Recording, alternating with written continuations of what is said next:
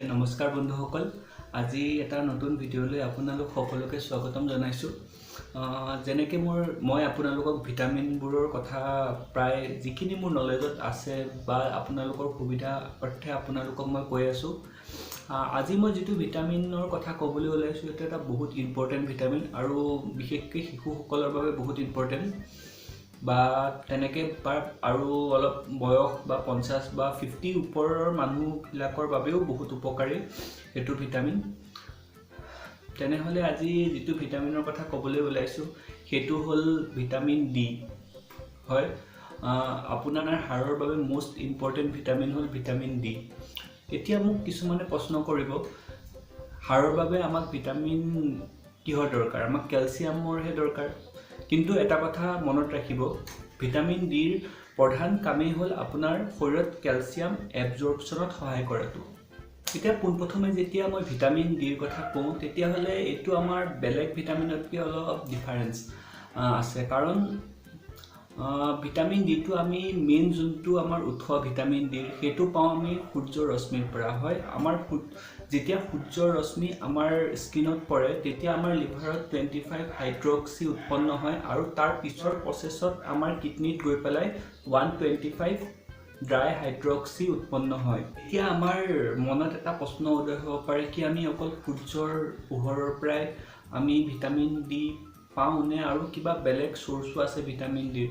হয়, আমি যি ৰিজনত বাস কৰোঁ, ইণ্ডিয়াৰ দৰে কাণ্ট্ৰিত বা অসমৰ দৰে ঠাইত, তাত আপুনি ৰ'দৰ পৰা ভিটামিন ডি লোৱাটো অলপ দিগদাৰ হৈ পৰে। কাৰণ মই যদি আপোনাক কওঁ আপুনি 15 মিনিট ৰ'দত থিয় হওক, আৰু এতিয়া মই আপোনালোকক ভিটামিনৰ কথা কৈ আছোঁ, দুদিনমানৰ পিছত আপোনাক মই ফেচ কেয়াৰৰ কথা কৈ থাকিব লাগিব, আপোনাৰ স্কিন ব্ৰাৰ্ণ হ'ব পাৰে।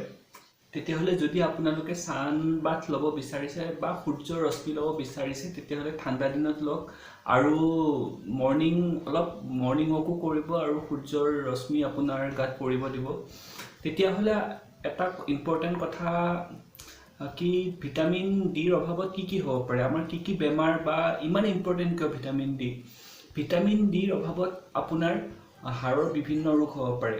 যেনে আপোনালোকৰ সৰু ল'ৰা ছোৱালী বিলাক চাব, যাৰ কিছুমানৰ ইণ্ডিয়াৰ দৰে কাণ্ট্ৰিত প্ৰায় দেখা পোৱা যায় এটা প্ৰব্লেম ৰিকেলছ নামৰ। এই ৰিকেলছত কি হয়, আপোনাৰ সৰু ল'ৰা ছোৱালীবোৰ আপোনাৰ গঠনটো ঠিক নহয়, হাড়ৰ গঠন ঠিক নহয় বা প্ৰপাৰ গ্ৰ'থ নহয় আৰু দেখাটো তাৰমানে অলপ ঠিক বিকলাংগ বা বিশেষভাৱে সক্ষমো নহয়, তেনেকুৱা দৰেও হৈ নাযায়। কিন্তু হাড়ৰ গঠনত কিছুমান তাৰমানে আপুনি নৰ্মেল মানুহ আৰু তেওঁলোকৰ মাজত এটা ডিফাৰেঞ্চ ধৰিব পাৰিব। মই ডাইৰেক্ট ক'বলৈ বেয়া পাইছোঁ সৰু ল'ৰা ছোৱালীবিলাকৰ এনেকুৱা কথা, কিন্তু এইটো সত্য। আমাৰ দেশত এইবোৰ প্ৰব্লেম আছে বা আমাৰ দেশত নহয়, যাৰ ভিটামিন ডিৰ অভাৱ হয় তাৰ এইবিলাক সমস্যা হ'ব পাৰে। আৰু অলপ বয়সত বা নৰ্মেল এজতো, আমাৰ দৰে এজতো কিছুমান প্ৰব্লেম দেখা দিব পাৰে। অৰ্থমেলেচিয়া, অৰ্থপৰচিছ তেনেকুৱা দৰে বেমাৰ কিছুমানে দেখা দিব পাৰে। ধৰক আপুনি আপোনাৰ হাইট 6 ফিট বা 5 ফিট, আপুনি নিজৰ হাইটৰ উচ্চতাৰ পৰাই পৰি গৈছে, তেতিয়াই আপোনাৰ হাড়ত ফ্ৰেকচাৰ আহিছে, তেতিয়া গম পাব আপোনাৰ শৰীৰত ভিটামিন ডিৰ সাংঘাতিক পৰিমাণে লেক বা কম হৈ আছে। এতিয়া আহোঁ, অকল কি আমি সূৰ্যৰ পোহৰৰ পৰাই আমি ভিটামিন ডি ল'ব পাৰোঁ নেকি, নে আৰু কিছুমান চ'ৰ্চ আছে? তেতিয়াহ'লে মই আপোনালোকক যিটো কৈছোঁ, আমাৰ শৰীৰত ভিটামিন ডিৰ পৰিমাণ অতি কম পৰিমাণে লাগে। 10ৰ পৰা 15 বা 20লৈকে মাইক্ৰ' MGলৈকে লাগে, সেইটো বহুত ক্ষুদ্ৰ পৰিমাণ।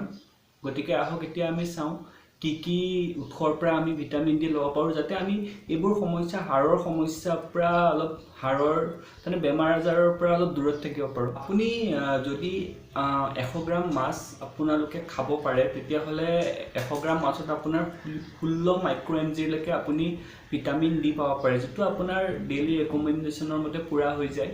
নহ'লে বা যদি গাখীৰ এগিলাচ খায় বা 100 গ্ৰাম গাখীৰ, তাতে আপোনাৰ 2 মাইক্ৰ' MG। আৰু আপুনি তেনেকৈ মছৰুমটো আপোনাৰ অতি প্ৰয়োজনীয়। আপোনাৰ যদি ভিটামিন ডিৰ লেক হৈ আছে আপোনাৰ শৰীৰত, প্ৰায় 100 গ্ৰাম আপোনাৰ মছৰুমত আপোনাৰ 30 MGলৈকে আপোনাৰ ডেইলি ৰেকমেণ্ডেশ্যনতকৈ আপোনাৰ ডবল ভিটামিন ডি আপুনি পাই যাব পাৰে। এইবোৰৰ উপৰিও ভিটামিন ডি আপোনাৰ কম হ'লে লেক হ'লে আপোনাৰ আৰু কিছুমান বহুত সমস্যাই দেখা দিব পাৰে।